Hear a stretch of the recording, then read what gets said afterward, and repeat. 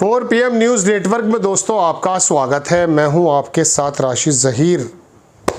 हरीश खरे wire में एक लेख छपा, अंग्रेज़ी का लेख था, पढ़ने में समय लगा।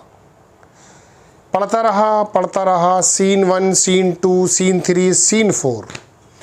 सीन 4 के बाद जो अचानक मुकेश अंबानी के छोटे भाई के मद्देनज़र वो लेख है, जिक्र जैसे रफ़ाइल लिखा हुआ आया, मेरी आंखें ऐसी बड़ी हो गई। मुझे लगा रफ़ाइल, ये अनिल अंबानी वो हैं जब फ्रांस से रफ़ाइल ख़रीदे गए तो जो हमारी और आपकी कंपनी है, एरोनॉटिकल की जो कंपनी है, उसको काम न देकर साइकिल बनाने का भी तजुर्बा अनिल अंबानी को नहीं था। 30,000 करोड़ रुपया मोदी जी ने अनिल अंबानी की कंपनी को दिया और कहा देख रेख की जाए। काहे की? रफ़ाइल जहाज़ की। बड़ी आवाज़ उठी। अभी उनके घर पे रेड पड़ गई। उस रेड को लेकर के हरीश खरे ने कुछ जिक्र किया। उन्होंने ये भी कहा इसके अंदर कि ये अनिल अंबानी किस प्रकार से मोदी मोदी मोदी मोदी किया करते थे वाइब्रेंट गुजरात के मद्देनज़र। कई सारी चीज़ें दिखाई, सीन 1, सीन 2, सीन 3। अब अचानक ऐसा क्या हुआ कि अनिल अंबानी के घर पे रेड डालनी पड़ गई। नीचे लिखा कि क्या उनके पास रफ़ाइल से संबंधित, स्क्रीनशॉट लगा दिया है, रफ़ाइल से संबंधित तो कोई चीज़ नहीं है।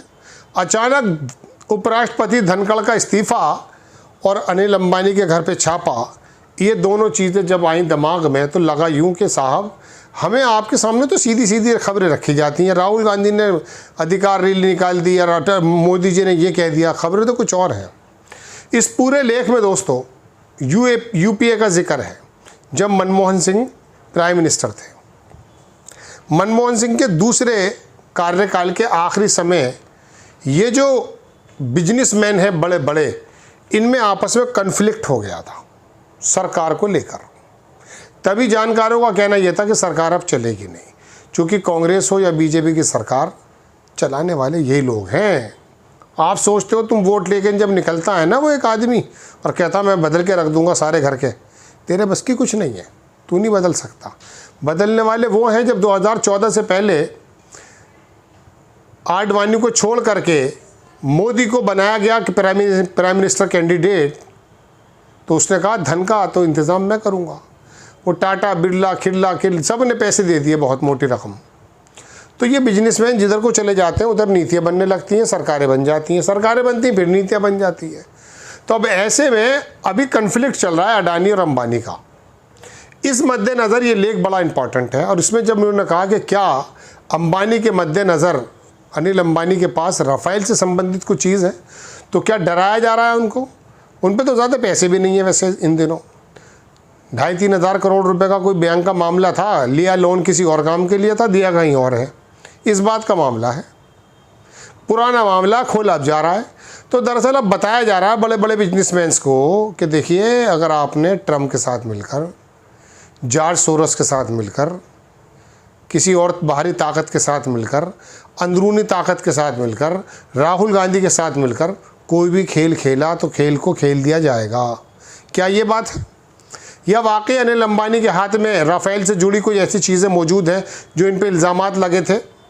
चूँकि मनमोहन सिंह के समय में 500-550 करोड़ रुपए का एक जहाज़ आ रहा था। अचानक मनमोहन सिंह की सरकार चली गई, मोदी जी गए, बोले नहीं 100-125 नहीं चाहिए, 36 ही दे दो और 1600 करोड़ रुपए ले लो। मतलब दुगने नहीं, तिगने भी नहीं, तिगने से भी ज़्यादा। उनसे पूछा, निर्मला सीतारमन उस ज़माने में रक्षा मंत्री थी, कि साहब ये बताइए तो सही, आखिर इसके अंदर कैसी ऐसी चीज़ लग गई? बोले कुछ ऐसे हाईली इक्विपमेंट लगे हैं, वो नहीं बता सकते देश की सुरक्षा को लेकर। हम चुप हो गए, हमें डर लगा। अरे हाँ सही कह रही है, 500 से 1600 करोड़ रुपया हो गया। 125 जहाज़ आने थे और बात ये थी कि टेक्नोलॉजी भी यहीं पर ट्रांसफ़र करेगा। उसने ना तो टेक्नोलॉजी दी, 125 की जगह 36 हो गए। अच्छा, उनका रिजल्ट कैसा निकला अभी उल्टा सीधा बयान आते ही हैं, आपको मालूम है दुनिया भर में चल रहे हैं पाकिस्तान के युद्ध में क्या क्या हुआ है। बहरहाल मैं अपनी बात पर आता हूँ। तो दोस्तों 2 बातें हैं इसके अंदर, इस लेख में पढ़कर सुनाऊंगा, अंग्रेज़ी में लंबा समय लगेगा, मैं तो आपको पढ़ करके सिर्फ अपनी ज़बान में बता रहा हूँ। बात यह है दोस्तों कि एक तो ये कारपोरेट के बीच में जो चल रही है ना इस समय लड़ाई, अमेरिका का पक्ष ले रहा है अंबानी मतलब अरे वो सुनी नहीं थी आपने, फंडिंग कॉरपोरेशन कौन सा था वो, उसका जो है फंड करती है बाकायदा अंबानी और वो बताती है कि क्या क्या नीतियाँ बननी चाहिए और उसके अंदर उसी के आदमी मौजूद हैं। तो ये सारी की सारी जो प्लानिंग आप सोचते ही हैं कि हमारी मदद से चले, नहीं, इनमें झगड़े चल रहे हैं। और अडानी साहब अमेरिका से थोड़े से वो चल रहे हैं वहाँ पे केस वेस, जिस दिन मूड ख़राब हो गया ट्रम्प का आ जाएगा वो फर्रा लेकर, तो वो चाइना की तरफ जा रहे हैं। वहाँ डोभाल से वो भेज दिया था कि साहब चलिए अपना दूसरा भी काम देखते हैं। तो इन दोनों की लड़ाइयों से कि सरकार का मामला ऊपर नीचे हो रहा है और अनिल अंबानी पे इसलिए छापा लगवा दिया गया कि देखो ज़रा चौकस हो जाओ आप भी, अगर आपने ज़्यादा उहाँ पुहाँ की तो ये CBI और ED हमारे इशारे पे फ़ौरन आ जाएंगी। क्या ये बात है, या ये बात है कि अनिल अंबानी के पास वाकई राफेल से संबंधित कुछ चीज़ है? मैं ज़रा देखता हूँ क्या लैंग्वेज है वो इस्तेमाल की है। स्क्रीनशॉट तो मैंने लिया था, मैंने लगाया भी आपकी स्क्रीन पर, आप देखेंगे दोस्तों। इसके अंदर लिखा ये है, ये रहा साहब, बैंकक्रप्ट करोड़पति, इसके आगे लिखा he is the very man who knows something, वो आदमी जो कुछ जानता है about the Rafale deal that was struck in April 2015, 2015 April में जो हुई थी। He is the man who was working relationship with all political parties and their leaders, वो दूसरी पार्टियों के साथ भी काम कर रहा था। ही is the man who was the reputation knowing every nexus. तो ये तमाम चीज़ें हैं। जब राफेल का जिक्र आया तो उसने कहा, हरीश खरे ने बड़ा शानदार लिखते हैं, इनका लेख से हंगामा मच गया है। अब मैंने धनखड़ साहब का भी जिक्र किया था इसमें। धनखड़ साहब का अचानक इस्तीफ़ा होना, इनके घर पे वो होना, कुछ ना कुछ निकलेगा ज़रूर। ये खोजी पत्रकारिता के लिए ज़रूरी है कि पता करें, तो उन लोगों के लिए भी सबक की तरह पता तो करें, यही ना बताएं कि उनकी रैली लग गई है, सूचना अधिकार छीन लिया, SIR हो गया है।